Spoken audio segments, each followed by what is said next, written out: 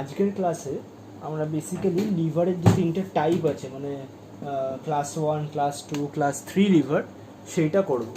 তো আগের দিন লিভারের বেসিক ডেফিনিশনটা করেছিলাম, লিভারের যে প্রিন্সিপালটা মানে প্রিন্সিপাল অফ মুভমেন্ট যেটার উপর লিভার কাজ করে সেটা করেছিলাম। আজকে লিভার্সের তিনটে ক্লাসিফিকেশন করব। তো ক্লাসিফিকেশনগুলো কি? ফার্স্টে there is a class 1 lever, সেকেন্ডে ক্লাস 2 লিভার আছে, অ্যান্ড থার্ডে ক্লাস 3 লিভার। তিনটে ডিফারেন্সিয়েট করবো কী করে? ওয়েল, মাথায় রাখতে হবে ক্লাস 1 লিভার হচ্ছে সেটা যেটাতে ফলক্রামটা মাঝখানে থাকে, ক্লাস 2 লিভারে সবসময় লোডটা মাঝখানে থাকে, আর ক্লাস 3 লিভারে এফোর্টটা মাঝখানে থাকে। তো ক্লাস 1 লিভার দিয়ে স্টার্ট করি। ক্লাস 1 লিভার মিন্স যেখানে লোড আর এফোর্টের মাঝখানে ফালক্রামটা থাকবে। এখানে একটা পয়েন্ট নোট করতে হবে যে ফালক্রামটা একদম যে জিওমেট্রিক সেন্টার হতে হবে বিটুইন এফোর্ট অ্যান্ড লোড তার কোনো মানে নেই। It can be anywhere between the load and effort. ফালক্রামটা এখানেও থাকতে পারে, এইখানেও থাকতে পারে, এখানেও থাকতে পারে, আবার একদম এক্স্যাক্ট সেন্টারেও থাকতে পারে। The necessity is it has to be somewhere between the load and effort, তাহলেই ওটা ক্লাস 1 লিভার। এবার এফোর্ট আর্ম বরাবর যেভাবে ডিফাইন করা হয়েছে distance between fulcrum and effort, আর লোড আর্ম হচ্ছে distance between load and fulcrum. তাহলে সেই দিক থেকে দেখতে গেলে যেহেতু ফালক্রামটা মাঝখানে যে কোনো জায়গায় থাকতে পারে, কখনো এফোর্ট আর্ম বড় হবে যদি ফালক্রামটা এদিকে থাকে, যদি ফালক্রাম এই সাইডে থাকে তাহলে লোড আর্ম বড় হবে, আর একদম সেন্টারে থাকলে দুজনেই ইকুয়াল হবে।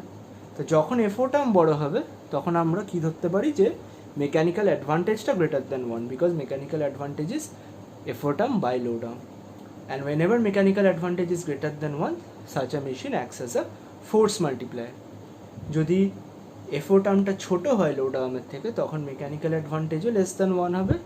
those machines will act as speed gain বা speed multiplier. আর যদি একদম ফালক্রাম সেন্টারে থাকে such that load arm and effort arm are equal in length, তখন মেকানিক্যাল অ্যাডভান্টেজও equal to 1 হবে, and those kind of machines will be used simply to obtain a change in direction. So class 1 লিভারে আমরা তিনটে type of মেশিনই পাচ্ছি, force মাল্টিপ্লায়ারও পাচ্ছি, speed মাল্টিপ্লায়ারও পাচ্ছি, আর change in ডিরেকশনও পাচ্ছি।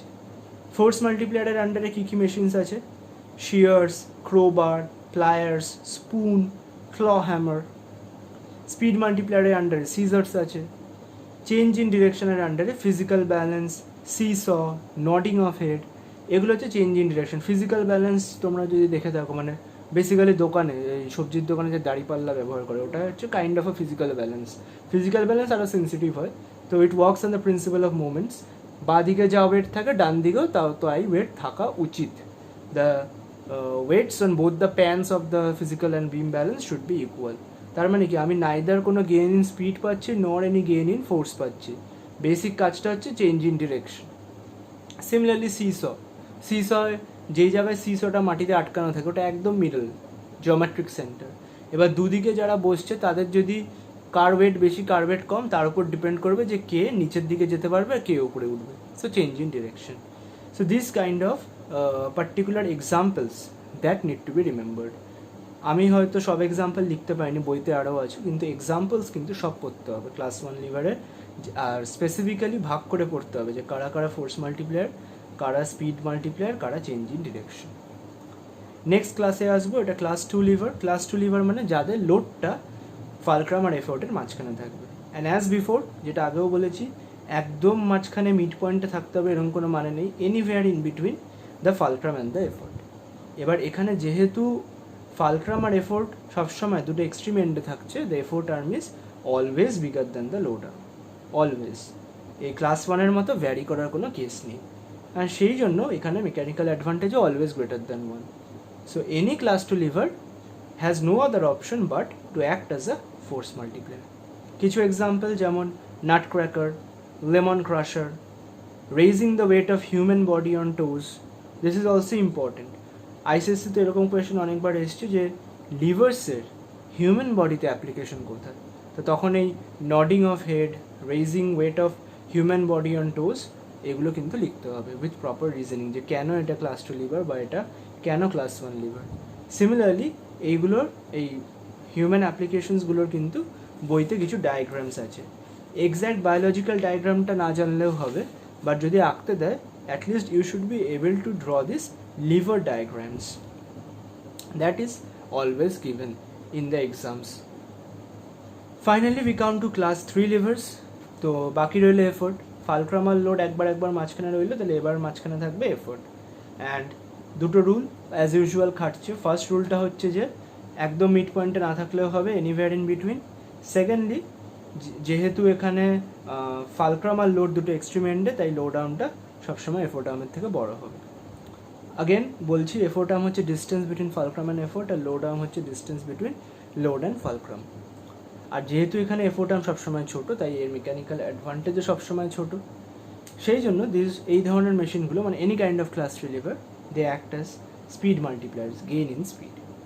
বইতে অনেক এক্সাম্পল আছে, mentioning a few like fire tongs, sugar tongs, foot treadle, and then the human application raising load with fore arm, মানে আমাদের বাইসেপ মাসেলের যে অ্যাকশনটা, that is again a case of class 3 lever action. So এই রিজিয়নটা থেকে, এই লিভার্সের ডেফিনেশনের পরে যে জায়গাটা আছে, যেখানে তিনটে ক্লাসিফিকেশন আছে, কি পড়তে হবে? ফার্স্টে যেটা পড়তে হবে সেটা হচ্ছে তিনটেই লিভারের ফিজিক্সের ডায়াগ্রামটা, মানে যে ডায়াগ্রামটা আমি এখানে এঁকেছি, মেনশনিং যে কোথায় ফালক্রাম, কোথায় লোড, কোথায় effort, with proper labelling. Effort arm আর লোড আর্মগুলোকে প্রপারলি লেবেল করতে হবে, আর ডিরেকশনটাও দেখাতে হবে, কোথায় লোড নিচে, কোথায় এফোর্ট নিচে, কোথায় এফোর্ট উপরের দিকে, with proper arrows. Each and every point is very very important. Secondly, যেটা এখানে পড়তে হবে, যে তিনটে কেসের মধ্যে কাদের মেকানিক্যাল অ্যাডভান্টেজ কীরকম। ক্লাস 2 আর ক্লাস 3তে ইজি, 2তে সবসময় একের থেকে বড়, আর 3তে সবসময় একের থেকে কম। প্রবলেমটা হচ্ছে ক্লাস 1-এ তিনটেই হতে পারে।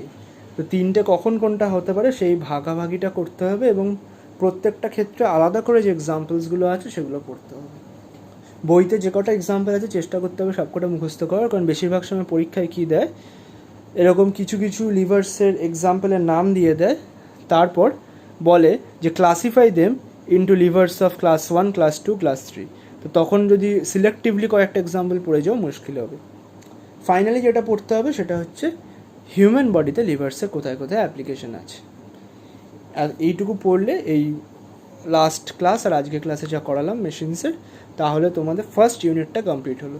সেকেন্ড ইউনিটে আমরা পড়বো about police and how the velocity ratio or mechanical advantage vary in the different cases for a pulley.